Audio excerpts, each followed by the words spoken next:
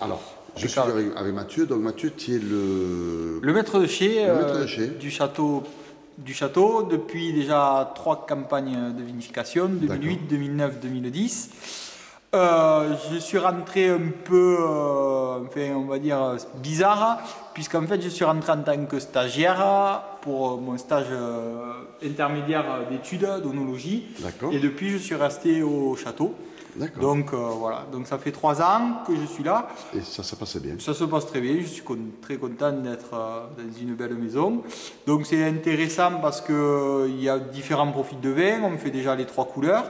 Il y a aussi toute la partie élevage qui apporte beaucoup au niveau de l'expérience sur le vin pour un jeune de mon âge. Et voilà, donc à part ça, c'est bien. Alors tu nous présentes donc la cave, c'est une grande cave, elle est en 2 parties on va dire. En fait la cave est en 3 parties au château.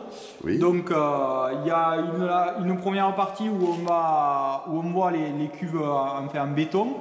Donc, qui sont au fond, voilà, tout à fait, que vous voyez. Vous voyez qu'il y a une cheminée qui est assez large, donc, qui nous permet de beaucoup travailler les marques en vinification. Donc ça, c'est la partie plus ou moins dédiée au rouge.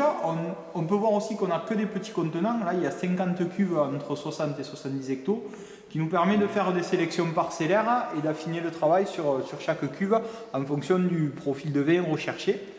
Après, cette cave nous servait jusqu'à présent à faire l'élevage barrique.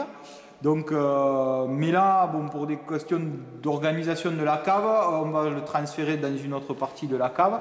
Donc c'est pour ça qu'il y a des cuves, il y a un peu des trous dans les barriques.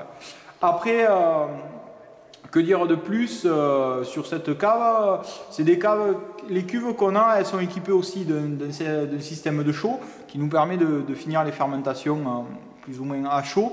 Donc ça nous permet de gagner, surtout au niveau de la masse tannique, d'avoir des tanins beaucoup plus fins et beaucoup plus enrobés que par rapport à une fin de fermentation classique.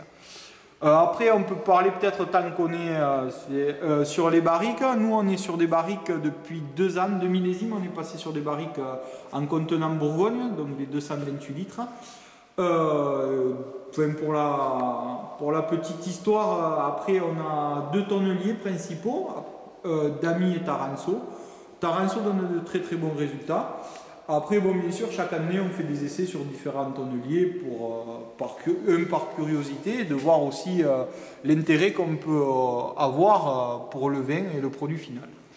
Voilà, les bois sont tous d'origine française et on est sur des chauffes moyennes longues pour les plus spécialisés.